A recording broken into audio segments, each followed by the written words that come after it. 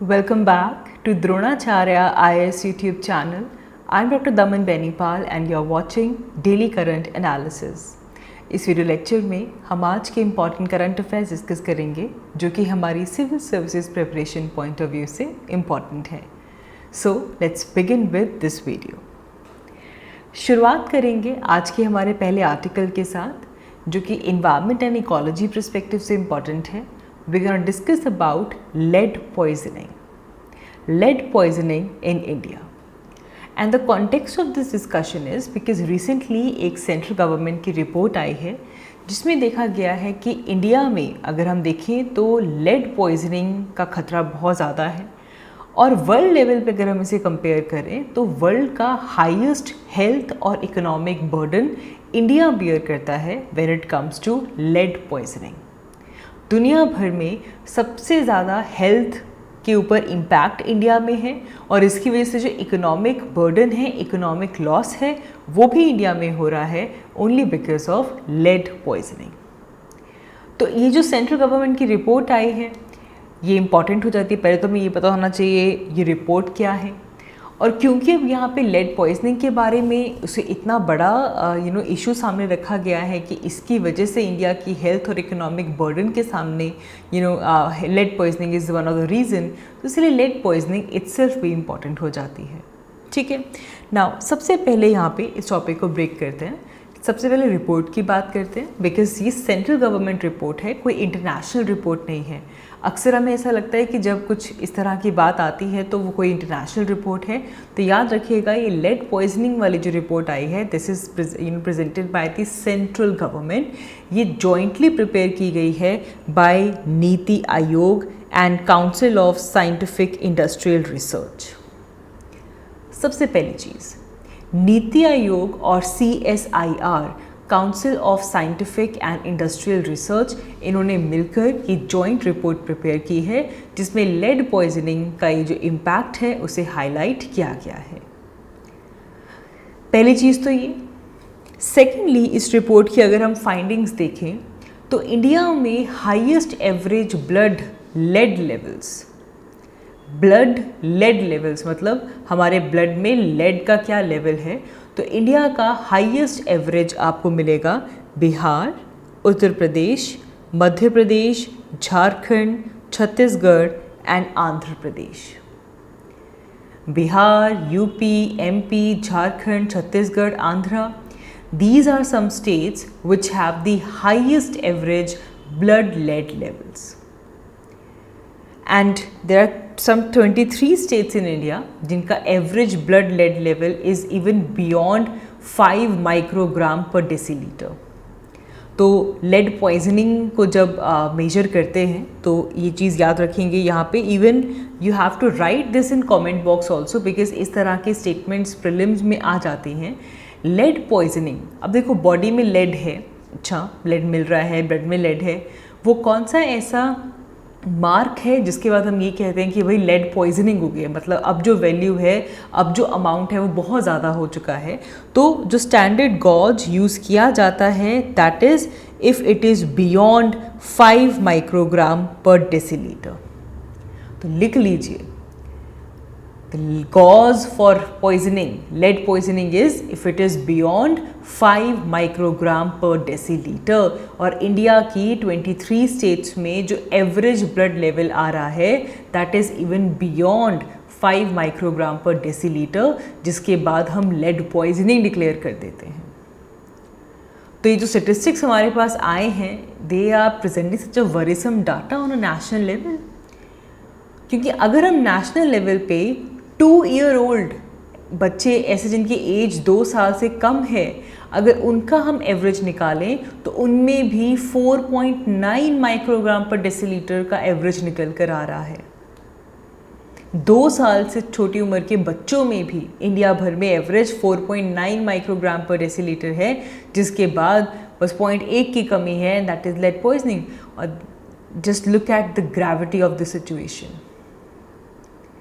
इससे पहले यूनिसेफ की एक रिपोर्ट आई थी जिसमें उन्होंने कहा था कि लेड पॉइजनिंग के लिए अगर हम देखें तो lead poisoning is ultimately impacting the economic productivity.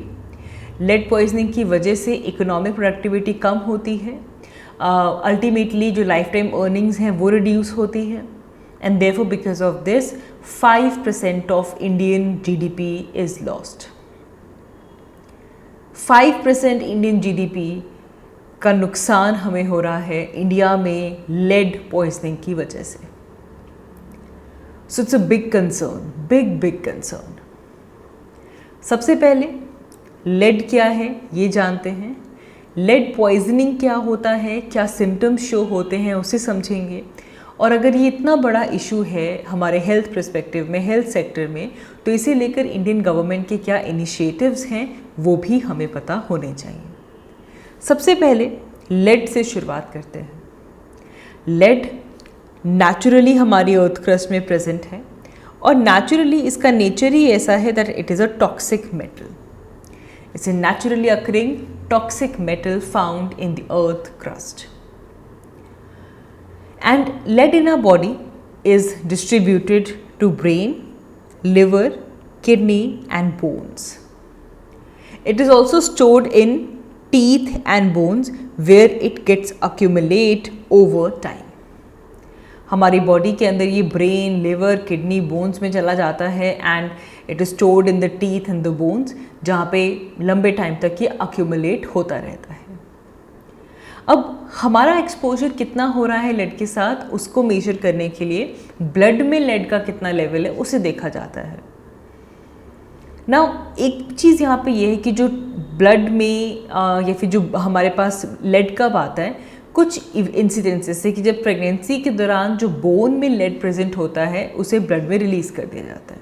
So bone releases the lead into the blood and that become a source of exposure for developing fetus. तो अगर एक प्रेग्नेंट लेडी का लेड एक्सपोजर ज़्यादा है तो उनकी बोन में और टीथ में वो स्टोर हो जाता है। बोन्स में जो लेड होता है वो प्रेगनेंसी के दौरान ब्लड में रिलीज हो जाता है and it exposes the growing foetus.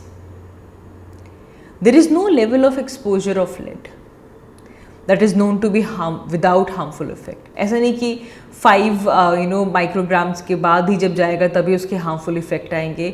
Lead का exposure without any level it is harmful. और एक और चीज़ यहाँ पे नोट करें, लेड एक्सपोजर को प्रिवेंट किया जा सकता है, इट इज़ प्रिवेंटेबल। ऐसा नहीं कि इनएविटेबल है, it is preventable. So what happens during lead poisoning? Lead poisoning में अगर बहुत लंबे टाइम तक हमारी बॉडी में, हमारे सिस्टम में लेड अगर एब्जॉर्ब होता जा रहा है, there is this chronic intoxication caused by the absorption of lead in the system, and symptoms के तौर पे फटीग आती है, थकावट रहती है, and then it moves to abdominal pain, nausea, diarrhoea, loss of appetite, anaemia, and most importantly dark line alongs the gums के along dark line बननी शुरू हो जाती है, and then there is also muscle paralysis, muscles weak हो जाती हैं, and it also leads to weakness of the limbs. So chronic intoxication of lead can have all these symptoms, and children especially which are younger than 6 years of age, they are very vulnerable to lead poisoning, and this can affect their mental and physical development. And if there is high levels of lead, that can be fatal. Lead exposure can lead to anemia, hypertension, kidneys में चला जाता है, renal impairment हो जाता है, it leads to immunotoxicity, it can even have toxicity to reproductive organs as well. There are more than 3/4 of the global lead consumption for manufacturing of lead acid batteries for motor vehicles. Motor vehicles में जो batteries जलती हैं, दे उनकी manufacturing lead acid के साथ होती है।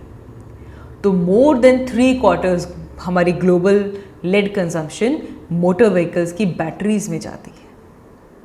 क्योंकि हमारे माइंड में, आपके माइंड में भी क्वेश्चन आ रहा हो, कहाँ से आ रहा है lead, how lead is being absorbed. तो सबसे पहली चीज़ ये देखें, बैटरीज, लेड बैटरीज एक बड़ा एरिया है जहाँ से लेड पॉइजनिंग हो सकती है। देन जो लोग लेड, अच्छा अब जो बैटरीज़ की रिसाइकलिंग करते हैं, जो उससे कॉन्टैक्ट में आते हैं तो उनका एक्सपोजर बढ़ जाता है। जो लेड की माइनिंग करते हैं उनका, स्मेल्टिंग कोई कर रहा है, कोई वेल्डिंग कर रहा है, तो उस दौरान भी हमारे पास लेड जो है उसका एक्सपोजर होता है। स्मेल्टिंग क्या होता है? Smelting is process of melting. आप to extract a particular metal from its ore, तो उसे स्मेल्ट किया जाता है, तो उस दौरान भी लेड रिलीज़ होता है। देन वेल्डिंग के टाइम पे भी लेड का जो लेड एक्सपोजर जो है वो हो जाता है। To join the different materials together, metal parts को जब जॉइन किया जाता है तो दैट इज़ वेल्डिंग। ठीक है। ऑटोमोबाइल की जब रिपेयरिंग की जाती है, बिकॉज उसके अंदर लेड प्रेजेंट है तो अब एक्सपोजर हो जाता है। अच्छा, sometimes they are spices which are adulterated, जिसमें लेड की अडल्ट्रेशन प्रेजेंट है, cosmetics with such kind of additions, even some traditional medicine also have lead, जिसकी वजह से लेड पॉइजनिंग तक का खतरा हमारे पास बन जाता है। We have seen the report. अब इसे लेकर इंडियन गवर्नमेंट के कुछ इनिशिएटिव्स हैं, जैसे कि सबसे पहले ministry of environment, forest and climate change ने एक नोटिफिकेशन पास किया था, which is regulation on lead contents in household and decorative paints rule 2016। हमारे जो हाउस होल्ड या डेकोरेटिव पेंट्स जो थे उनमें भी लेड हुआ करता था, एंड 2016 में ये नोटिफिकेशन पास होती है which was about regulating the lead contents in that, and it prohibited कि ऐसे कोई भी पेंट्स जिसमें लेड का कंपाउंड कभी भी 90 ppm से ज़्यादा नहीं होना चाहिए। It prohibited manufacturing, trade, import, export of such paints which contain lead compounds in excess of 90 ppm।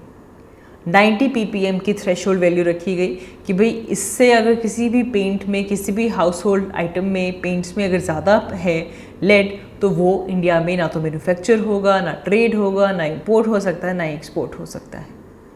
तो ये एक बड़ा रिमार्केबल स्टेप है। अब देखें, ये चीज़ इंपॉर्टेंट हो जाती है। पहले भी हमने थोड़े दिनों पहले भी मैग्नेटाइट पार्टिकल्स की बात की थी, तो वहाँ पे इस तरह का क्वेश्चन आया था कि ये न्यूरोजेनरेटिव प्रॉब्लम्स कॉज करता है, कहाँ से जनरेट होता है। तो सिमिलरली अब लेड पॉइजनिंग न्यूज़ में है, तो ये कहाँ से जनरेट होती है, इसके सोर्सेज क्या हैं, ये आपको क्लियर होना चाहिए। ठीक है।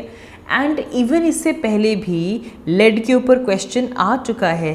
2012 में क्वेश्चन आया था। Look at the question, lead ingested or inhaled, it is a health hazard. After the addition of lead to the petrol has been banned, what are still the sources of lead poisoning? Already lead poisoning के sources के ऊपर questions आ चुके हैं। ठीक है, तो we should be aware of it। हमने देख लिया smelting unit से आता है, paints में होता है, ठीक है। देन आपके पेन्स और पेंसिल्स में प्रेजेंट होता है, कुछ कॉस्मेटिक्स और हेयर ऑयल्स में प्रेजेंट होता है। So this question has been asked again, lead poisoning is in news. तो अब इसका जो लेवल है वो बढ़ सकता है। तो इसीलिए जो बातें मैंने आपको कही थी कि तो स्टैंडर्ड हम क्या रखते हैं गॉज करने के लिए लेड पॉइजनिंग को, बेसिक लेड पॉइजनिंग के सिम्टम्स क्या हैं, ये चीज़ें आपको पता होनी चाहिए। ठीक है जी। So this was about it. Moving ahead, हमारा जो नेक्स्ट आर्टिकल है ये डिफेंस पर्सपेक्टिव से इम्पॉर्टेंट है। It is about an exercise IBSA marine exercise. Context क्या आया है? कॉन्टेक्स्ट ये है कि इंडिया से INS तरकाश पहुंच चुका है port Gqeberha, which is basically also called as port Elizabeth. South Africa में ये पहुंच चुका है to participate in the 7th edition of IBSA marine exercise. क्या है ये IBSA? Let's find out. So it's a multinational maritime exercise, तभी INS Tarkash किया है। किस किस के बीच में होता है? This is an exercise between India, Brazil and South African navy. India, Brazil and South African navies, इनके बीच में ये मल्टीनेशनल मैरीटाइम एक्सरसाइज होती है। 2008 से ये एक्सरसाइज लगातार चल रही है and it's a basically a maritime dimension. हमारे पास एक डायलॉग है IBSA डायलॉग फोरम, वो उसके बारे में भी हम जानेंगे। इंडिया, ब्राज़ील और साउथ अफ्रीका के बीच में एक डायलॉग फोरम है, उसका मैरीटाइम एक्सरसाइज को हम क्या बोलते हैं? Exercise IBSA MAR। ठीक है, ये मैरीटाइम एक्सरसाइज है, that is the maritime dimension of the IBSA dialogue forum. Basically ये सभी countries, India, Brazil, South Africa, south to south cooperation बढ़ाना चाहते हैं। अब आप देखें, Brazil is present in South American continent. South Africa is present in African continent and India is present in the Asian continent. तो दोनों अब तीनों कॉन्टिनेंट्स के साउथ में प्रेजेंट हैं। तो ये डिफरेंट कॉन्टिनेंट्स के सदर्न कंट्रीज़ आपस में कॉपरेशन बढ़ाने के लिए IBSA डायलॉग फोरम एंगेज करते हैं और उसका मैरीटाइम डायमेंशन को IBSA MAR कहते हैं। MAR is for maritime. ठीक है, इंडियन नेवी को यहाँ पे रिप्रेजेंट किया जाता है by the Tegh class guided missile frigate INS तरकाश। इसी के साथ साथ एक चेतक हेलीकॉप्टर यहाँ पे गया है and the personnel from marine commando force.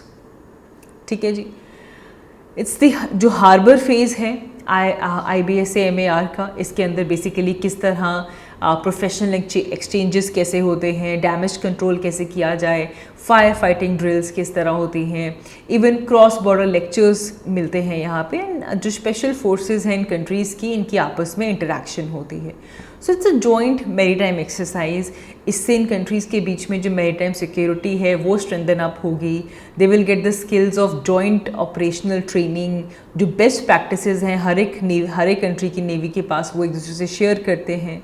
फिर इस तरह की एक्सरसाइज से जो इंटरऑपरेटेबिलिटी है वो भी बढ़ती है, ताकि इन केस कभी कोई कॉमन मैरीटाइम थ्रेट आता है तो ये कंट्रीज़ की नेवीज़ आपस में मिलकर उस थ्रेट से डील कर सकें। सो that is the purpose of any joint exercise. अब यहाँ पे IBSA डायलॉग फोरम की बात हुई है ना, कि ये जो एक्सरसाइज है ये IBSA डायलॉग फोरम का मैरीटाइम वर्जन है, डायमेंशन है। So what is IBSA dialogue forum? Again IBSA is for India, Brazil and South Africa. You have to write this in the comment box. I read comment box every single day and I really appreciate those who are writing in the comment box. So IBSA is India, Brazil and South Africa. You have to write this. इनका जो dialogue forum है ये ट्राईपार्टेट grouping है, 3 countries हैं तो इस इसको ट्राईपार्टेट कह देते हैं, India, Brazil and south Africa. Basically, the aim is to promote international cooperation among these countries. तो जैसा कि मैंने कहा कि ये important poles represent करते हैं for galvanizing South and South cooperation. So this forum provides all these 3 countries a platform जहाँ पे वो discussions कर सकते हैं, be it for the field of agriculture, trade, culture, defense, so that they can have a cooperation in all those fields together. So that was about exercise IBSA MAR, which is maritime. Moving ahead, हमारा next article health point of view से important है, society point of view से important है. It is about global hunger index. Well, malnutrition India के लिए एक बड़ा topic है, पूरे वर्ल्ड के लिए हंगर एक बड़ा टॉपिक है, बिकॉज सस्टेनेबल डेवलपमेंट गोल्स में हमारा गोल नंबर 2 है for zero hunger. So global hunger index की हमारे पास रिलीज़ हो चुका है। सबसे पहले रैंक अगर देखा जाए, so out of 121 countries India is ranked 107th। You have to write this in comment section.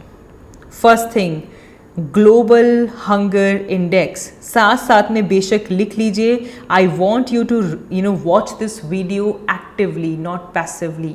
Global hunger index, India का रैंक क्या है?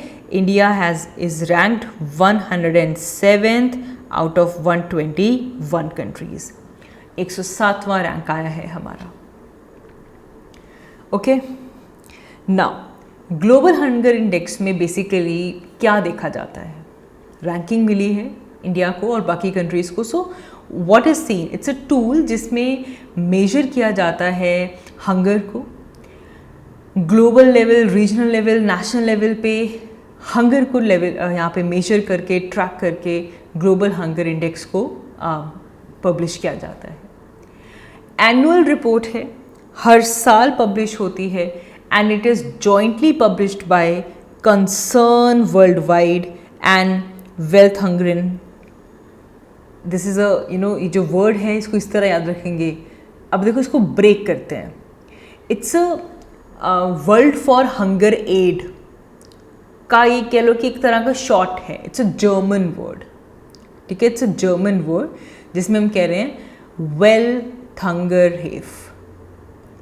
इसमें हंगर दिख रहा है आपको, this is hunger over here, wealth hunger elf. ये जर्मन नॉन डोमिनेशनल एक इंडिपेंडेंट नॉन प्रॉफिट एनजीओ है, एक एड एजेंसी है which works towards hunger projects. So Concern Worldwide and Welthungerhilfe की मिलकर ये ग्लोबल हंगर इंडेक्स पब्लिश करते हैं। हमारी बहुत ही ज़्यादा टेंडेंसी रहती है कि हम किसी और ऑर्गेनाइजेशन को मार्क कर दें, ठीक है, यूनाइटेड नेशंस, वर्ल्ड बैंक, ऐसी हमारी फेवरेट रहती हैं। बट याद रखें यहाँ पे concern Worldwide and wealth hunger health मिलकर ये इसे पब्लिश करते हैं, ठीक है। सबसे पहले 2006 में इसे पब्लिश किया गया था एंड तब से ये हर साल अक्टूबर मंथ में आता है and this is the 17th edition of global hunger index. Um हमें पता है वर्ल्ड वाइड हंगर को ट्रैक करना ग्लोबल, रीजनल और कंट्रीज़ लेवल पे।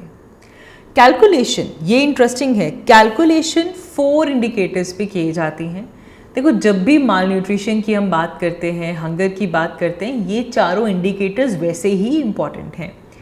One is undernourishment, second is child wasting, third is child stunting and fourth is child mortality. Undernutrition, undernourishment कब कहते हैं? When there is insufficient calorie intake, जितना prescribed है, जितनी caloric intake होनी चाहिए उतनी नहीं है। तो अगर इनसफिशिएंट कैलोरिक इनटेक कोई पर्सन कर रहा है, कोई बच्चा कर रहा है, तो उसे हम कहते हैं ये अंडर नरिश्ड है।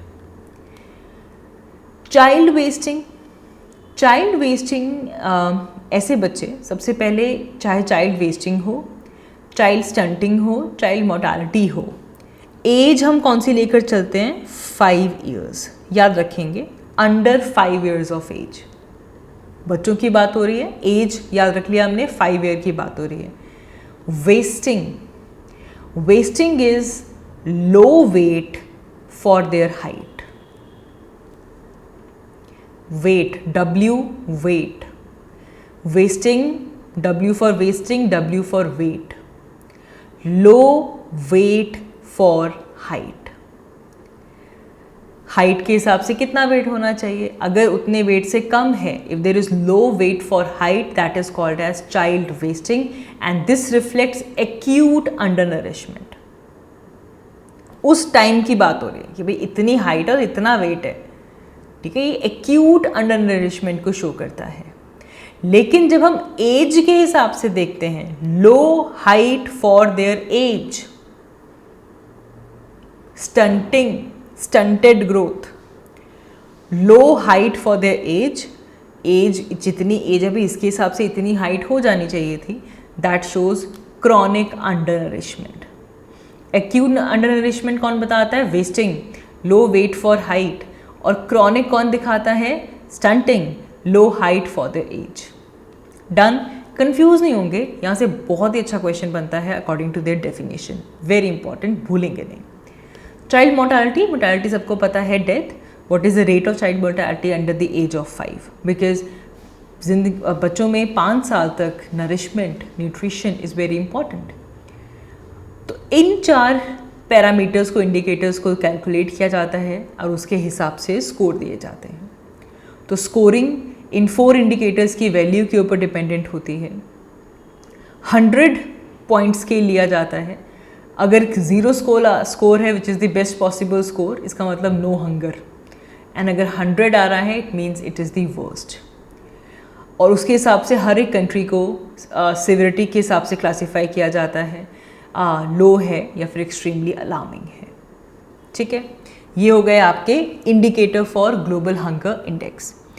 अब इंडियन सिनेरियो अगर हम यहाँ पे देखें तो India ranks below Sri Lanka, Nepal, Bangladesh and Pakistan. The ranks are in front of you. Sri Lanka 64, Nepal 81, Bangladesh 84 and Pakistan 99. India we know is 107th.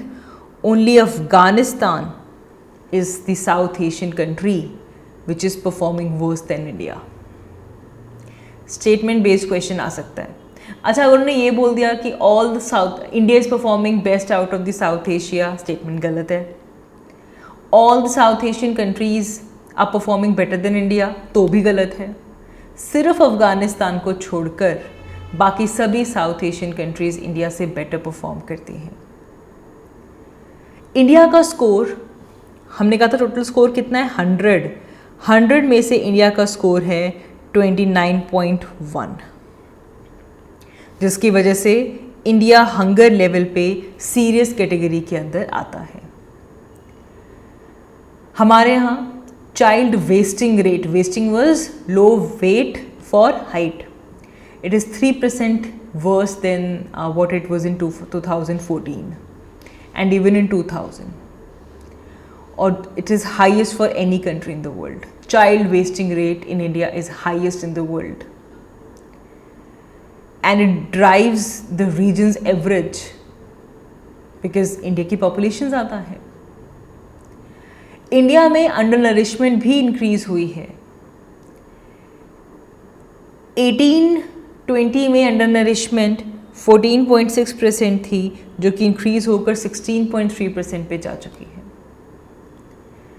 तो इसका मतलब out of 828 million people, undernourished people, 3 million people are present in India. Not so good in terms of our performance. Undernourishment और child wasting में हमारी performance अच्छी नहीं रही. हालांकि चाइल्ड स्टंटिंग हमारी थोड़ी डिक्लाइन हुई है. पहले 38.7% थी, अब वो डिक्लाइन होकर 35.5% जा चुकी है. चाइल्ड मोर्टेलिटी भी पहले 4.6% थी, जो कि डिक्लाइन होकर 3.3% पे आ चुकी है. समझ में आ रही है बात? क्वेश्चन क्या बन सकता है? अंडर नरिशमेंट और चाइल्ड वेस्टिंग तो इंडिया में सबसे हाईएस्ट है. ये दो इंडिकेटर ऐसे हैं जो कि हमारे इंक्रीज़ हुए हैं. चाइल्ड स्टंटिंग और चाइल्ड मोर्टेलिटी ऐसे हैं जो कि डिक्रीज़ हुए हैं. So on a whole we have shown a slight worsening. हमारा जो स्कोर है वो 2014 में 28.2 था, जो कि इंक्रीज़ होकर 29.1 पे पहुंचा है. बहुत ही स्लाइट इंक्रीज़ हमें देखने के लिए मिला है. तो हमारा जो ग्लोबल हंगर इंडेक्स स्कोर है उसमें इंक्रीज़ आया है. इन 2 पैरामीटर्स में हमने अच्छा परफॉर्म किया है, और 2 पैरामीटर्स ऐसे हैं जिसमें हमने परफॉर्म अच्छा नहीं किया है. ग्लोबल सिनारियो भी अगर देखें तो प्रोग्रेस जो है रिसेंट ईयर्स में थोड़ी रुक गई है, स्टैग्नेंट हो गई है. हंगर को दूर करने के लिए lot of efforts were doing, but वो प्रोग्रेस थोड़ी रुक गई है. 2022 में वर्ल्ड का जो कंसिडरेड स्कोर आया है इट इज़ मॉडरेट. बहुत ही स्लाइट इम्प्रूवमेंट देखने के लिए मिली है. दिस इज़ बिकॉज बहुत सारी चीज़ें इकट्ठी हो गई. कॉन्फ्लिक्ट्स चल रहे हैं, महंगाई बढ़ गई, क्लाइमेट चेंज आ गया, कोविड-19 आया, उसका इकोनॉमिक फॉल आउट था, Ukraine war, global food fuel prices बढ़ गए, फर्टिलाइज़र प्राइसेस बढ़ गए, जिसकी वजह से इट इज़ एक्सपेक्टेड कि इवन 2023 के अंदर जो हंगर है it can be worst even what is in 2022. There are 44 countries in the world जहाँ पे अलार्मिंग या serious alarming hunger levels present हैं. और अगर कोई मेजर शिफ्ट नहीं हुआ तो ये जो हंगर लेवल्स हैं ये और भी ज़्यादा बढ़ सकते हैं, और हमारा जो गोल है to achieve no hunger by 2030 हम उसे पूरा नहीं कर पाएंगे. इंडिया में हंगर माल न्यूट्रिशन को लेकर इंडियन गवर्नमेंट स्टेप्स ले रही है. वी हैव सर्टेन इनिशिएटिव्स, इनके बारे में पता होना चाहिए, जैसे कि नेशनल फूड सिक्योरिटी एक्ट 2013. आप पढ़ते हैं इनके बारे में. सब्सिडाइज्ड फूड ग्रेन्स मिलती हैं, पब्लिक डिस्ट्रीब्यूशन स्कीम है. Then we also have integrated child development services. इसमें सप्लीमेंट्री न्यूट्रिशन मिलता है, pre school non formal education, nutrition, health, immunisation, इन सब के ऊपर ध्यान दिया जाता है. वी डू हैव प्रधानमंत्री मातृ वंदना योजना. चाइल्ड डेवलपमेंट के ऊपर मैटरनिटी बेनिफिट प्रोग्राम है, पोषण अभियान है जिसका तो पूरा एम ही है कि इंडिया में स्टंटिंग जो है, अंडर न्यूट्रिशन, एनीमिया, इनको रिड्यूस किया जाए। फिर फूड फोर्टिफिकेशन भी हम करते हैं, फूड को इनरिच करते हैं, उसमें अलग अलग विटामिन और मिनरल्स डालते हैं, iron, iodine, zinc, vitamin A, vitamin D, rice में, मिल्क में, सॉल्ट में ऐड किया जाता है ताकि जो न्यूट्रिशनल कंटेंट है इंडिया का वो इम्प्रूव हो पाए। So it's a very very very important topic. Malnutrition is a very important topic and वहाँ पे ग्लोबल हंगर इंडेक्स का आना और ये values prelims point of view से तो इम्पॉर्टेंट है ही है, मेंस पर्सपेक्टिव से भी उतना ही इम्पॉर्टेंट है। So that is all for this video. आज की इस वीडियो के लिए इतना ही। Thank you so much for watching. I will see you all in my next one. Thank you.